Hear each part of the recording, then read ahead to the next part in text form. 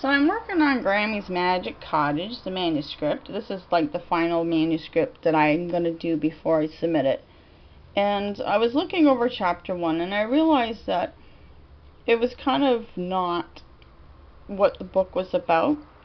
And when I started reading about literary agents wanting the first 5 pages and that's it, I decided I had to change the story, because at the very beginning I was talking about something else that happens which later comes back into the story later on, but it has nothing to do with the main character.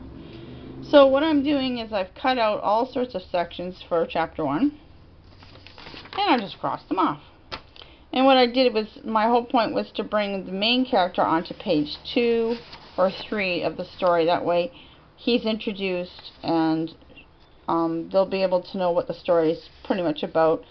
They'll be able to see some of the dialogue and some of the action that happens at the beginning.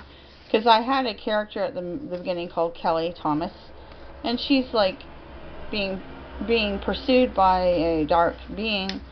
Only she's not really she's not a main character. She's just a character that's mentioned later. And so I decided to cut her out. She's still in the story, but she only has a 1 paragraph instead of 10. So that's something you might want to think about when you're editing your stories. And see, I've got them on page 4 on here, but by the time I'm done editing, they should be on page 2. And that way I can get more into the actual story.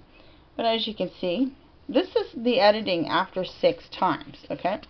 I still have 100 or so errors. This is chapter 1 and chapter 2. Those are all the pages that have errors on them.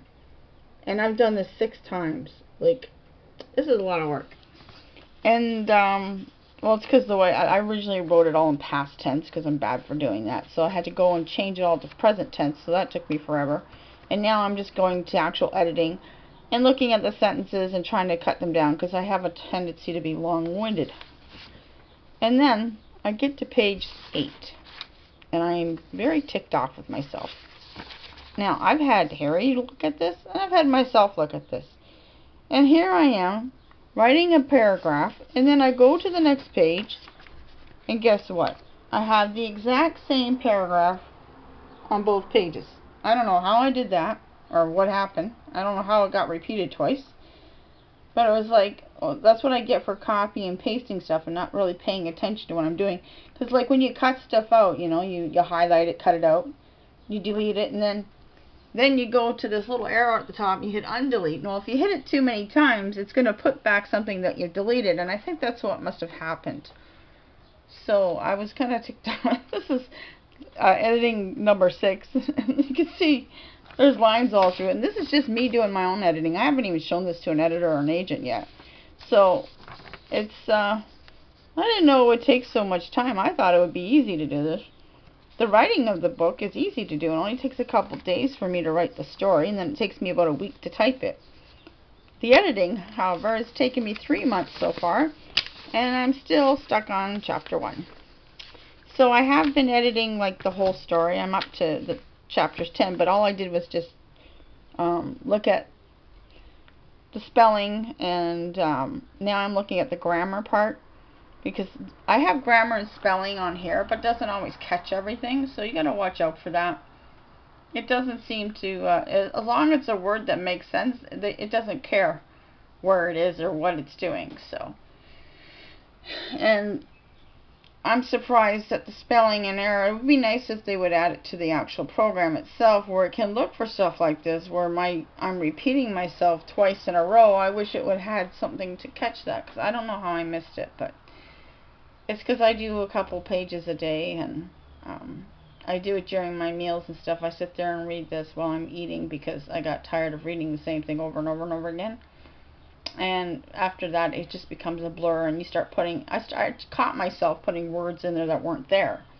And that's something you have to really watch for when you're editing your manuscript, that you don't put words there that are actually there. So it's best to give, well, they say take a couple days or a couple weeks break from it.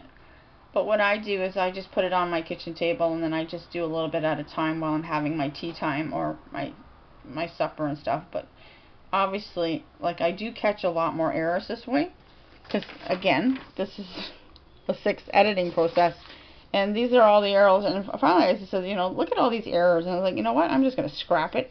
I'm going to rewrite it. Because I started writing this about 3 years ago, when I was first learning how to write stuff. And of course, I've learned quite a bit in the last 3 years from studying other people's writings and other people's books. And that really helps. The more books you read, it's true.